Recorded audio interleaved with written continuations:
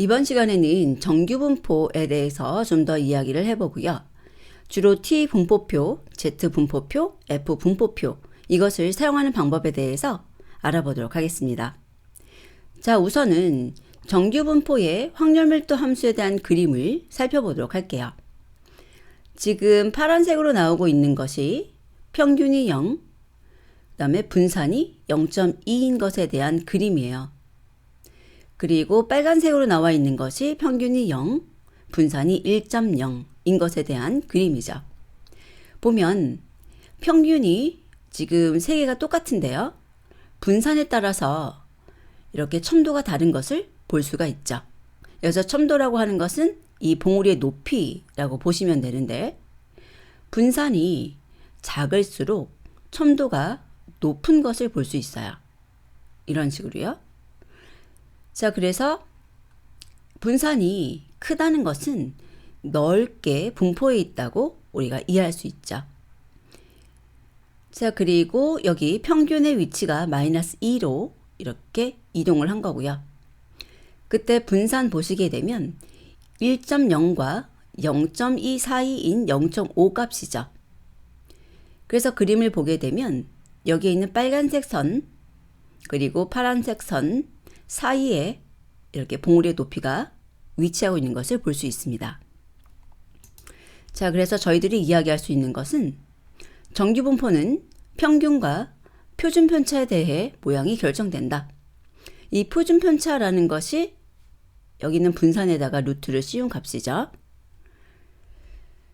자, 그리고 평균은 분포의 중심이 돼요. 봉우리의 가장 높은 부분입니다. 그리고 그 평균을 중심으로 대칭을 이루고 있고요. 평균에서 가장 큰 값이 되는 하나의 봉우리만 가지고 있고, 분산이 크면 분포의 산포가 커지게 됩니다. 여기 이렇게 넓게 분포하고 있는 걸 볼 수 있어요. 그리고 분산이 작으면 분포의 산포가 작아지죠. 여기 파란 색깔. 자, 그렇다면 이 N은 정규 분포를 뜻하고요. 앞에 있는 것이 평균, 뒤에 있는 것이 분산일 때 그림이 어떻게 될까라는 거예요. 보면 3이니까 여기 3 위치에서 가장 높은 봉우리가 될 거고요. 그 다음에 여기 2라고 되어 있잖아요. 2의 제곱. 그러니까 4 정도 되겠죠. 그러면 여기 5.0보다는 조금 높고요. 얘보다. 봉우리가 여기에서 이렇게 나오겠죠. 그래서 이렇게 퍼질 거예요. 자, 그래서 이 그림이 중요한 건 아니고요. 여기 있는 이런 사실들 기억하시면 되겠고요. 표준 편차하고 분산은 그냥 제곱하고 루트로 관계니까 표준 편차가 크다는 것은 분산이 크다는 거고, 표준 편차가 작다는 것은 분산이 작다는 것을 의미하죠. 정규 확률 변수의 표준화에 대해서 알아보도록 하겠습니다. 데이터들이 있었을 때 그 데이터의 분포가 정규 분포이고, 그 정규 분포의 평균과 분산이 주어지게 되겠죠. 자, 이때 평균을 0, 표준 편차 또는 분산은 1인 정규 분포, 즉 정규 분포인데 평균이 0이고 분산이 1인 이것을 표준 정규 분포라고 합니다. 그리고 Z분포라고도 하고 있습니다. 정규 분포의 확률 밀도 함수를 살펴보게 되면, 자, fx는 해서 식이 이렇게 나와요. 그런데 이 식을 암기하면 더 좋지만 저희들이 지금 암기할 것은 아니고요. 그냥 보시라는 거예요. 그래서 여기에 이런 식으로 표준 편차, 분산, 평균 등이 들어가서 식을 이루고 있구나. 그리고 여기 익스포넨셜이 있고요. 자, 그리고 표준 정규 분포로 변환을 하는 표준화를 하게 되면 여기에서 이 평균을 0, 그 다음에 분산, 표준 편차를 1로 넣었을 때 표준 정규 분포에 대한 확률 밀도 함수식을 보게 되면, 자, 여기 1로 바뀌어서 없어졌고요. 여기도 마찬가지로 1로 바뀌어서 없어졌죠. 그리고 얘는 0이니까 그냥 x의 제곱으로 바뀐 것을 볼 수 있습니다. 표현만 z로 넣은 거예요. 자, 그리고 이제 하나의 값, 이거는 이제 확률 밀도 함수식이고요. 하나의 x값을 z값으로 바꾸는 식을 보게 되면 x값에서 빼기 평균하고 나누기 표준 편차한 거예요. 자, 요 식은 외워주세요. 요 식은 외워주세요. 하나의 x값이 있을 때 그것을 z값으로 바꾸는 식입니다. 그래서 x값 빼기 평균 나누기 표준 편차다. 기억해 주시고요. 자, 그림을 보게 되면 표준 정규분포라는 것이 나와 있는데요. 표준 정규분포를 이용하는 문제의 예를 볼까요? 보면 정규분포예요. 평균이 10이고 분산이 2의 제곱이라고 되어 있습니다. 자, 그때 확률을 구해라 라고 하는데 x값이 10보다 크거나 같고 13보다 작거나 같은 것에 확률을 묻고 있어요. 물론 뭐 x값이 특정한 것보다 작거나 또 크거나 이런 식으로 나올 수도 있고 이렇게 사이값도 나올 수 있는 건데요. 자, 일단 이런 확률을 구해라 라는 문제가 나올 수 있다는 거고요. 이 경우 표준화를 진행하라는 겁니다. 그러면 저희가 Z분포를 사용할 수 있게 되는 거죠. 여기 나오는. 자, 그래서 여기 위에 있는 식을 이용해서 바꾸게 되는데요. 여기는 10과 여기는 13이 x값이고요. 빼기 10 하고 있는 것이 평균이죠. 그리고 나누기 2 하는 것이 표준 편차입니다. 그래서 정리해보면 확률인데 그 z값이 0보다 크거나 같고 1.5보다 작거나 같은 확률을 구해주시면 되는 거예요. z는 표준 정규 분포고요.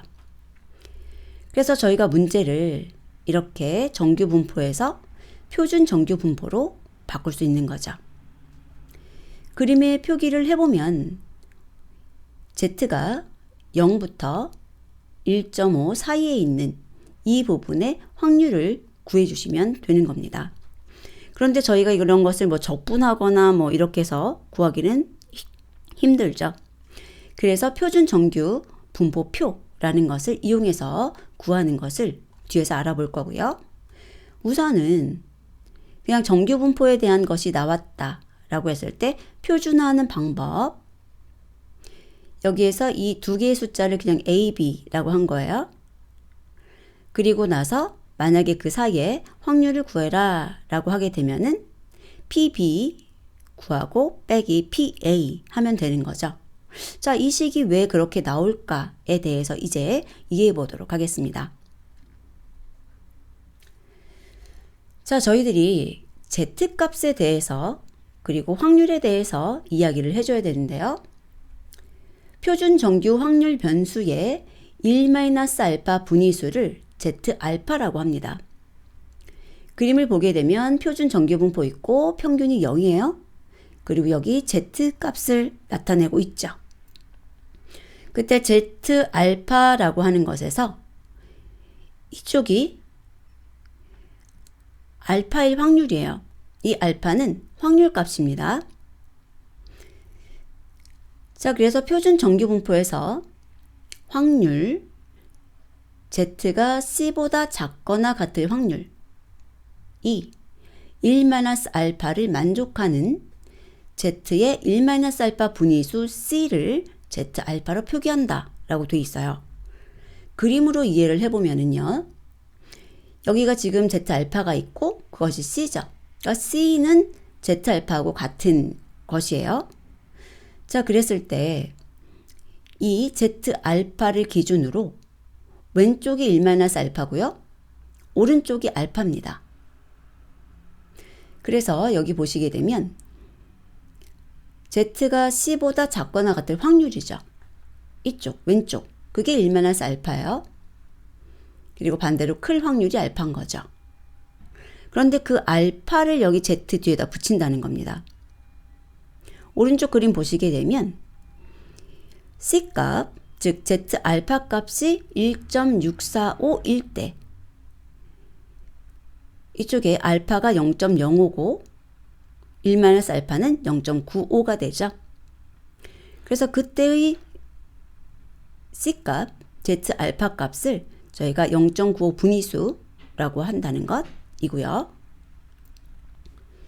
자, 이쪽에 1-알파에 대해서 좀 더 자세하게 살펴보면 Z가 Z알파보다 작거나 같을 확률이에요. 그것을 1-알파라고 합니다. 자, 그리고 이것은 몇 가지 실제로 값을 구해보면 나오는 것인데 Z가 1.645보다 작거나 같을 확률이 0.95. 그래서 여기가 0이니까요. 1.645는 이쪽이 될 거고 그 1.645보다 작거나 같을 확률. 그러니까 여기서 이 그림으로 보시면 여기가 95%로 따지면은요. 여기 있는 이 그래프를 갖다가 다 적분하면 1 값이 나오니까요. 그래서 0.95가 되는 거고 Z가 1.96보다 작거나 같을 것에 대해서는 0.975. 그러니까 1.975는 1.645보다 더 오른쪽에 있겠죠. 그러니까 확률이 더 높아지는 것을 볼 수 있어요. 그리고 Z가 2.326보다 작거나 같을 확률 0.99 이렇게 되어 있다는 거죠. 자, 반대로 이쪽을 표기해 보면은 Z가 Z알파보다 클 확률을 알파라고 한다는 거죠. 그래서 몇 가지 대표적인 Z값들을 표기하고 있는데요. 자, Z 0.05 그러면 이쪽에 있는 것이 0.05라는 거고 이쪽이 0.95가 되는 거죠. 그래서 그때의 Z 밸류는 1.645 여기 1.645 보이시죠? 그리고 Z가 0.025 알파 값이 0.025 값을 갖고 있을 때 이쪽이요. 그러면은 이쪽 1-알파라는 것은 975가 되겠죠. 그리고 그때의 Z값 보시면은 1.96인 걸 볼 수 있습니다. 그리고 지금 이 Z분포가 가운데 중심으로 봤을 때 대칭이죠. 그렇기 때문에 저희들이 이쪽에 있는 값을 알고 싶다 라고 한다면 자, 여기 보세요. 1-알파 부분은 0.95잖아요. 그때 마이너스 1.645라는 거. 그러니까 여기 뭐 1.645 여기라고 봤을 때 마이너스 값을 주고 이만큼 구하게 되면은 또 5% 나온다는 거고 Z 0.975 마이너스 1.96이죠? 여기 근처가 될 거예요. 그래서 여기다 선을 올리고 이만큼을 따져보게 되면은 0.025가 된다는 거죠. 자, 그래서 그 확률을 구하는 방법을 여러분들이 조금 활용할 수 있으셔야 돼요. 그냥 제가 제시한 문제만 보는 것이 아니라 약간 활용할 수 있으셔야 되는데 일단은 이 개념을 확실하게 익혀주시고 그 다음에 응용된 문제들을 풀려고 좀 몇 개 풀어보시면 좋을 것 같아요. 그래서 이쪽이 알파, 이쪽이 1-알파라는 것 꼭 기억해 주시고 대칭이기 때문에 이쪽을 이용해서 반대쪽도 구할 수 있다는 것을 기억해 주시면 됩니다. 자, 그래서 저희가 앞에서 이야기했던 확률, 어떤 Z가 A보다 크거나 같고 B보다 작거나 같을 확률에 대해서는 저희가 PB 빼기 PA라고 한다고 했는데 여기 보시게 되면 요거 지금 Z 알파보다 작거나 같을 확률을 1-알파라고 한다고 했죠. 그랬을 때 이쪽 오른쪽에 있는 부분에 대한 확률을 저희가 Z분포로 구할 수가 있다는 겁니다. 그리고 만약에 이쪽에 있는 걸 구하고 싶으면 1 빼기로 구할 수 있다는 거죠. 그래서 일단 PB가 더 큰 것이니까 PB 구하고 빼기 PA 해주시게 되면 이 확률이 나온다는 거죠.